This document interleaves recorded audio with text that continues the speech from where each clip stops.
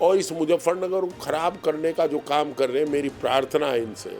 और ये पुलिस का बयान नहीं है, ये निश्चित रूप से भारतीय जनता पार्टी का बयान है। कागज कभी दबता नहीं, कागज कभी रड़ता नहीं, कागज गूंगा नहीं होता, कागज हमेशा बोलता है। आप जानते हो 2013 में जिन लोगों ने दंगे कराए थे उनके गांव में एक चूहे का बच्चा नहीं मरा, बराबर के गांव में 8-8 मौतें होगी। किसी नेता गांव में मरा? कोई नेता नामजद हुआ? कोई नेता जेल गया? नमस्कार, स्वागत है आपका न्यूज 80 पर। मैं हूं आपके साथ राहुल राणा।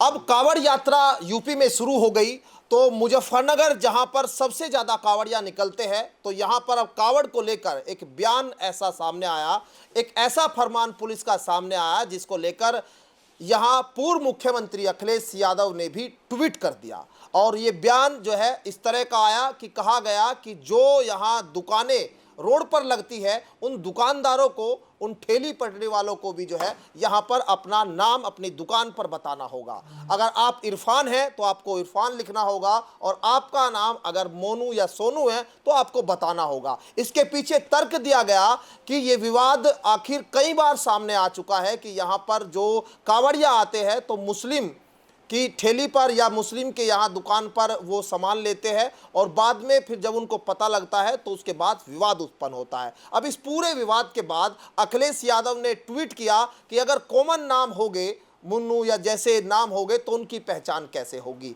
अब इसको लेकर यहाँ जो यूपी पुलिस है, मुजफ्फरनगर पुलिस घिरती हुई नजर आ रही है, और समाजवादी पार्टी जब इस पर अब तंज कस रही है कि कैसे करेंगे पहचान। मेरे साथ आज बातचीत करने के लिए यहाँ समाजवादी पार्टी से सांसद है हरिंदर मलिक जी। मलिक साहब, कैसे देख रहे हैं इस बयान को, आखिर ये हो क्या रहा है?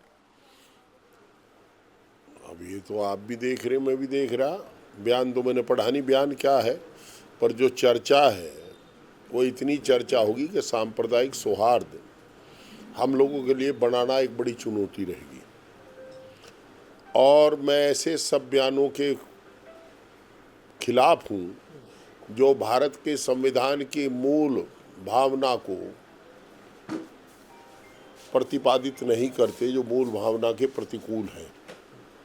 और ऐसा कोई भी बयान जिसमें जाति और धर्म के नाम पर विभेद किया गया हो, वो हमारे संविधान की भावनाओं के, मूल भावनाओं के प्रतिकूल है। मैं उसकी मजम्मत करता हूँ, निंदा करता हूँ इस बयान की। अखिलेश यादव जी ने भी ट्वीट किया, उन्होंने भी कहा कि भाई इस तरह के ये जो नाम है उनकी पहचान कैसे करेंगे, कि हाँ नाम लिखने से क्या होगा। आप लोग मांग करते हैं कि ये गलत है क्या? देखिए, अगर आपको हिंदू मुसलमान की बात करनी, कावड़ के शुद्ध और अशुद्ध की बात करनी है, तो आप उसमें तरीका दूसरा भी हो सकता था। बड़े बोर्ड लग जाते, शाकाहारी है, मांसाहारी है। और आपको जानकारी के लिए बताऊं, मेरे तो गांव के बराबर में को, मेरे मोहल्ले में कावड़ जाती है। आज भी मेरे समर्थक 121 किलो की कावड़ लाए, और बताया गया आपके चुनाव में विजयी होने पर कावड़ बोली थी हमने। उनकी भावनाएं, हमने मुस्लिम को यहाँ पुष्प वर्षा करते देखा है, पैर दबाते देखा है, सेवा करते देखा है। और हम तो उस मुजफ्फरनगर के लोग हैं जहाँ हसीब राणा हम हरिंदर मलिक के साथ से उठ कर के, अन्नू कुरैशी को साथ लेकर के नमाज अदा करने चला जाता है, सज्जाद भूरे को लेकर के मातम करने, मुहर्रम मनाने चला जाता है, और हरिंदर मलिक सुरेंदर के साथ, पिंटू के साथ उठ कर के मंदिर में शिव जी पर जल चढ़ाने चला जा। एक हमारा भाई आर्य समाज के मंदिर में चला जा, और ना किसी को ऐतराज़ नहीं होता। फिर नौशाद भाई के साथ आकर के फिर बैठ कर गप मार लें। तो ये हालात हैं यहाँ के। और इस मुजफ्फरनगर को ख़राब करने का जो काम कर रहे हैं, मेरी प्रार्थना है इनसे कि मुजफ्फरनगर को मोहब्बत नगर रहने दो। इसमें ये बिना मतलब की बात ना करें, इससे कोई लाभ होने वाला नहीं, नुकसान जरूर हो जाएगा। और ये पुलिस का बयान नहीं है, यह निश्चित रूप से भारतीय जनता पार्टी का बयान है। कोई भी अधिकारी इतना अनभिज्ञ नहीं होता कि तुम संविधान की कसम खाए थे परेड में, पासिंग आउट परेड में, और इससे वो कसम टूट रही है।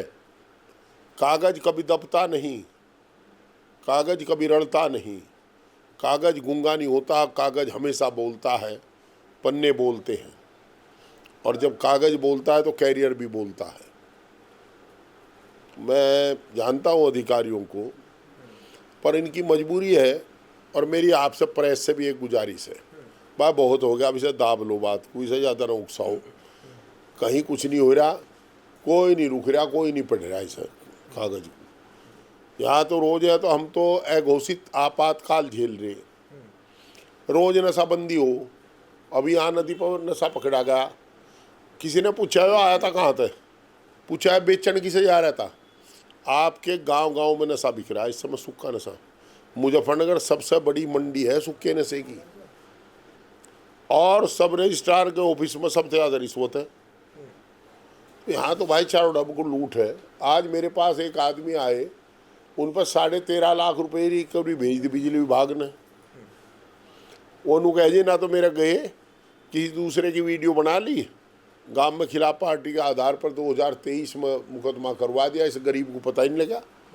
अब जब आरसी जाली तहसील में जब पता लगा, तो मुजफ्फरनगर है, यहाँ तो अधिकारी मजा ले रहे हैं, और जो राजनीतिक लोग हैं हम सब दलों में बट जाते हैं। मेरी सभी नेताओं से अपील है कि सब राजनीतिक दलों से ऊपर उठ करके इस समय माहौल को सामान्य रखने का काम करें। हम लोगों को इकट्ठे होकर के जीएसटी के खिलाफ बोलना चाहिए।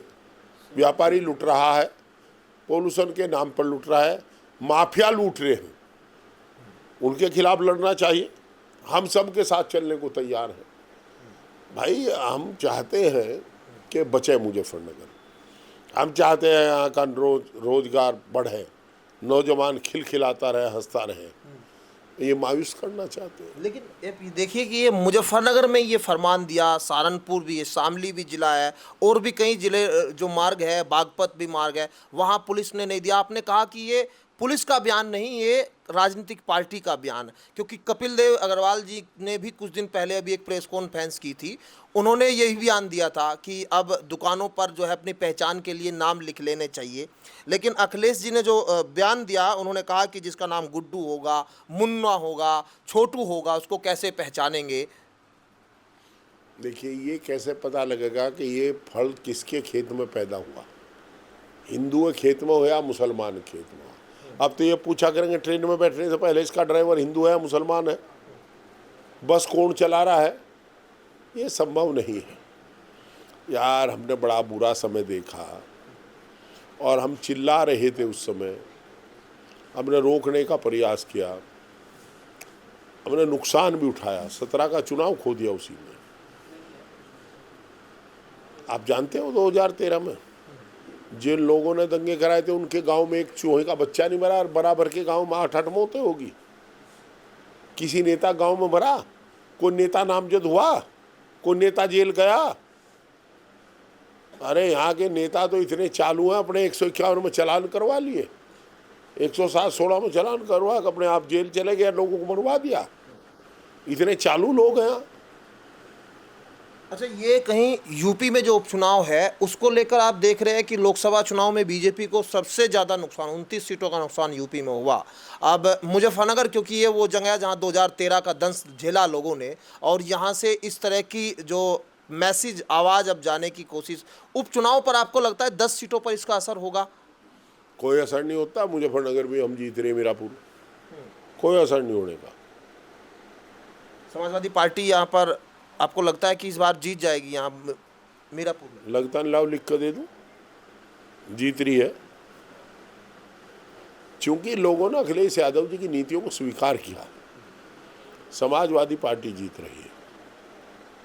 तो ये ध्रुवीकरण की राजनीति हो रही है क्या उपचुनाव के बीच? प्रयास है, ध्रुवीकरण होता नहीं। ये लोग जानते हैं कि 750 किसान शहीद हुए थे, उनमें तो एक भी मुसलमान नहीं था। जब इन्हें दर्द क्यों नहीं आया हिंदुत्व का? जिस दिन ये राकेश टिकैत पर हमला हुआ, 5 लोग थे टिकैत परिवार के, ये तो हिंदू थे, जब क्यों नहीं दर्द हुआ इन्हें? अगर ऐसे हिंदुत्व मानने वाले हैं तो हर हिंदू को हरिद्वार जरूर जाना, हमारे इलाके को। हिंदू मरा जा चाहे हिंदू जिंदा जा चाहे मुर्दा जा, भाई जिंदा नहीं जाएगा तो फूल जाएंगे उसके, अस्थि कलश जाएगा। तो टोल फ्री कर दो ना हरिद्वार को, अरे हरिद्वार की रेल फ्री कर दो, करते क्यों नहीं? जहाज का अड्डा तो बना नहीं हरिद्वार में, अब लो टोल फ्री कर दो हरिद्वार को, हम मान लेंगे हिंदू तो है इनमें। पर बड़े आरोप लगा रहे हैं, कह रहे हैं कि ये बयान कहीं ना कहीं पुलिस का नहीं, ये फरमान पुलिस का नहीं, ये कहीं बीजेपी का फरमान भी नजर आता है। इस तरह के अब संकेत यहां दिए जा रहे हैं। लेकिन अब ऐसे में पुलिस क्या इस पर जो है वो बैकफुट पर आती है, क्या इसको वापस लिया जाता है? लेकिन अब सियासी चर्चा बहुत है इसी को लेकर कि आखिर जो नाम की अब राजनीति, धर्म की राजनीति, क्या ये उपचुनाव से पहले कर कहीं ना कहीं ध्रुवीकरण की कोशिश यहां पर हो रही है क्या? मेरे सहयोगी चांद सिंह पुंडीर के साथ मैं राहुल राणा, न्यूज़ 18 मुजफ्फरनगर।